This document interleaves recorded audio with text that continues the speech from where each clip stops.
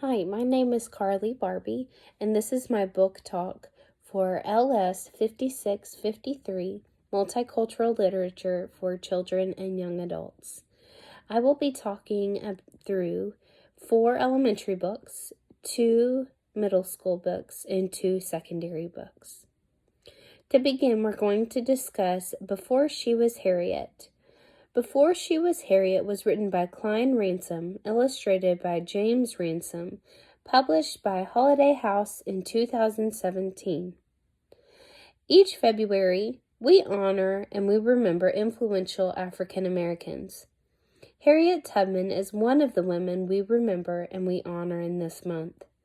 Her courageous, selfless actions affected the lives of hundreds and contributed in altering American history. The following book trailer gives an overview of this beautiful book and the beautiful illustrations.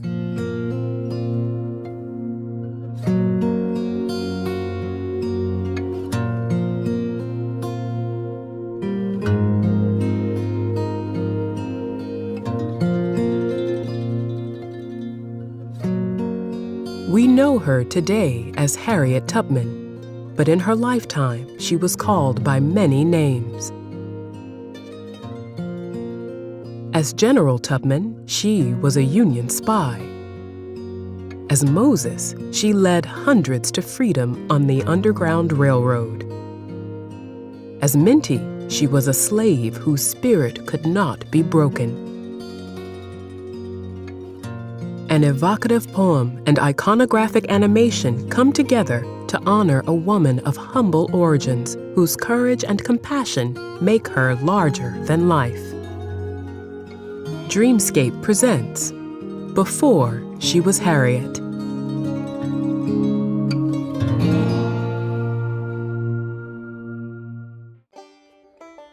Klein Ransom shares various aspects of her life and the different names that Harriet possesses before she became Harriet Tubman.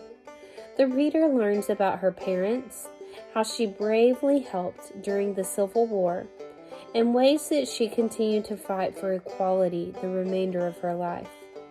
Through learning about Harriet, readers also experience factual elements reflecting the injustice and the ongoing struggles of African Americans and the struggles they faced in the 19th and 20th centuries specifically. Read this fascinating book to learn how many different names Harriet possessed in her lifetime. Next, we have a book, A Boy Called Slow. A Boy Called Slow is written by Joseph Bruchac and it is illustrated by Rocco Barivia. It's published by Philomo Books in 1994. We have discussed Native Americans during the month of November for Native American Heritage Month. One of the most well-known chiefs of the Lakota Sioux tribe was Sitting Bull. We will be learning about his childhood and how he earned his position in his tribe. The following book trailer will share this book and give children an overview of the book and the pictures so they know what to expect.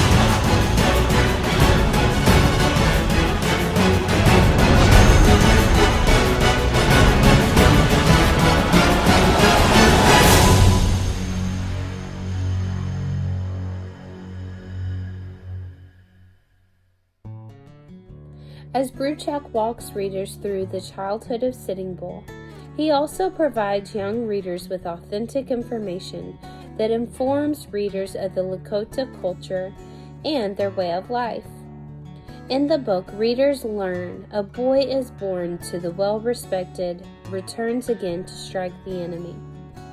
According to Lakota tradition, the elders would give a boy their childhood name dependent upon their temperament or their tendencies. Because he was slow in all of his actions, the boy was named Slow. The boy disliked his childhood name, and he longed for the day that he could earn his new name, his adult name.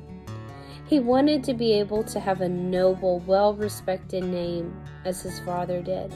He began preparing for the day that he could prove himself worthy of an honorable name among his people. How will he earn the name Sitting Bull? And how will he earn the position that he earns as chief among his tribe? A Different Pond. A Different Pond is written by Bao Fai, and it is published by Capstone Young in 2017. Our government has been trying to change how easily people are able to immigrate from other countries, therefore making it harder for people to come to America from other countries and to earn their citizenship as Americans. Fai shares a special story about a young boy whose family immigrated to America from Vietnam when he was a baby.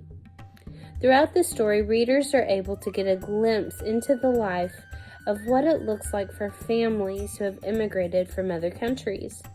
The reader also gets to see the emotional ties that one has for their first home and their native culture.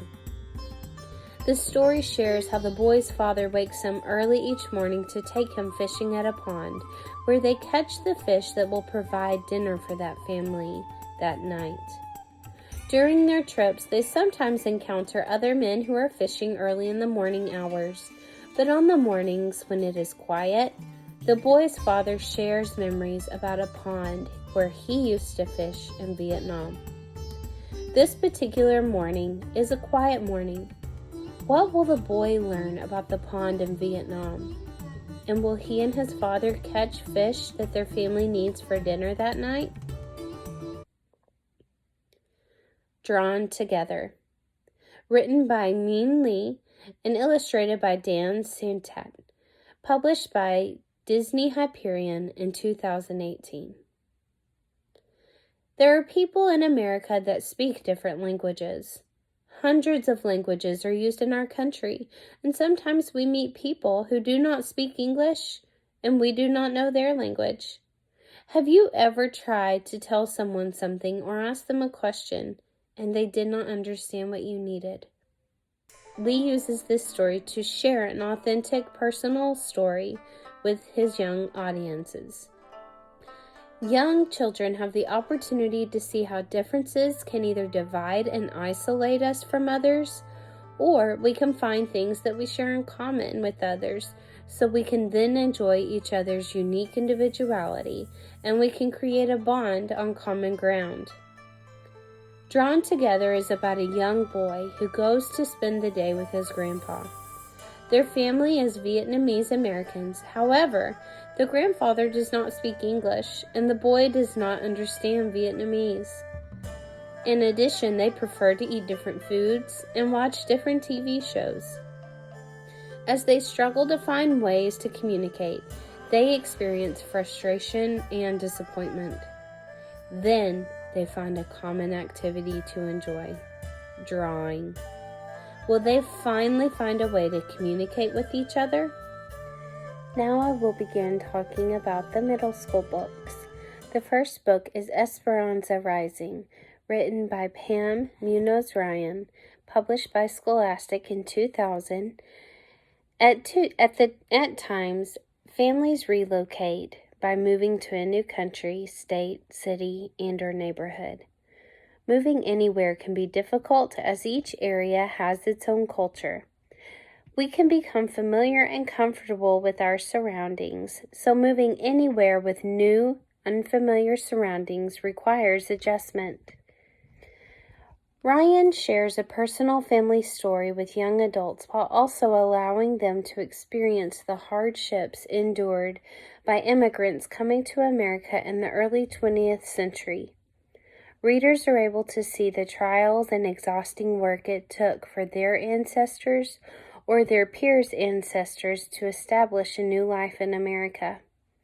Esperanza lives a privileged life on a vineyard in Mexico. However, her life changes drastically as her father is murdered, and she and her mother are forced to flee to America. As they get settled in their new home, Esperanza and her mother work in the agricultural fields of California. Going from a life of privilege and leisure to a life of poverty and physical labor is a difficult adjustment for Esperanza. Will she accept her new surroundings?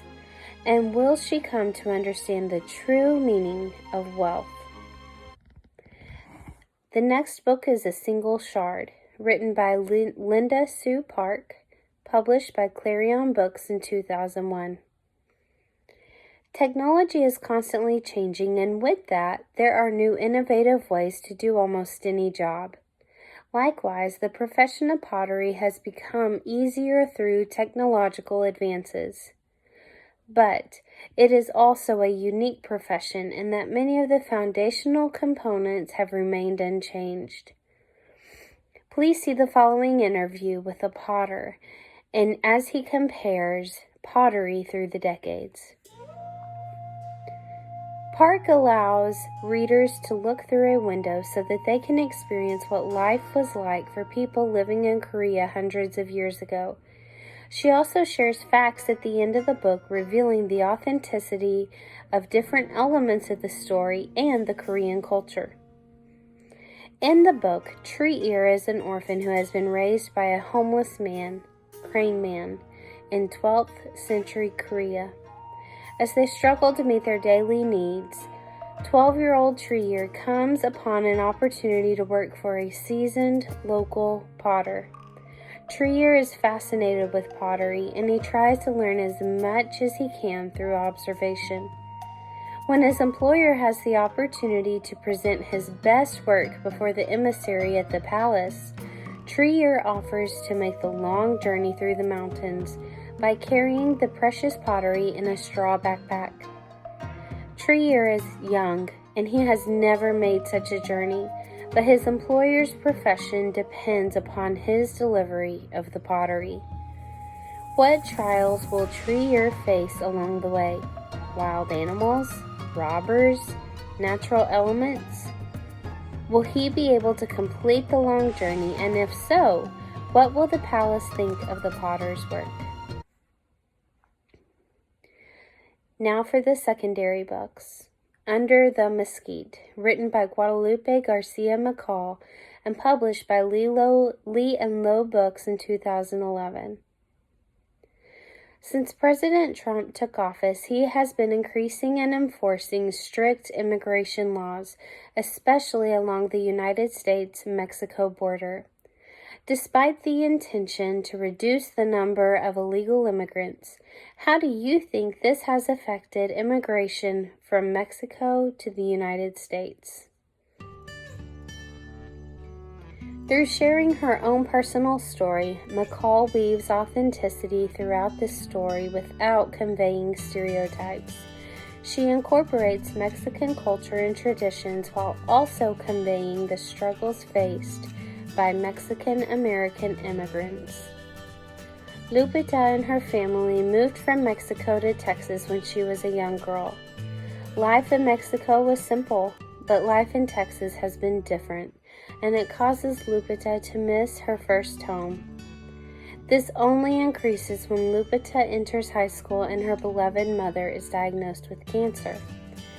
As the oldest of 7 siblings, she does her best to care for her siblings and bear the load of all the household demands so that her parents can do what they need to help her mother fight the cancer.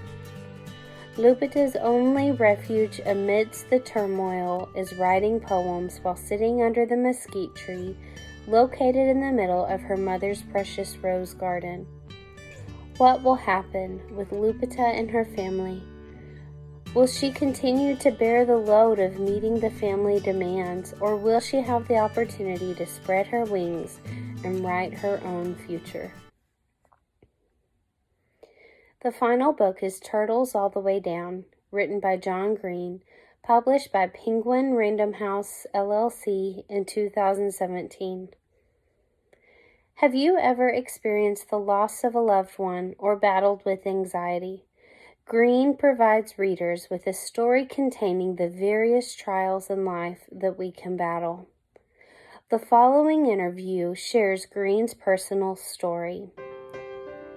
Green wrote Turtles All the Way Down in an effort to help others understand the mental and emotional battle experienced by individuals with OCD, such as himself. Through Green sharing his personal story, the book is an authentic and an accurate reflection of everyday life for an individual with a mental disorder. In the book, Aza is a high school student who lost her father when she was younger. In addition to the grief she experiences from his loss, she battles OCD. Her mother and her best friend love her unconditionally and try to help her through the hard times. When a series of events leads her back into the path of a childhood friend, she suddenly finds herself looking for her childhood friend's missing father, and she begins to experience a romantic relationship. Will Aza find the missing father? What will come of the new relationship, and how will Aza manage her OCD waves in the midst of it all? Thank you.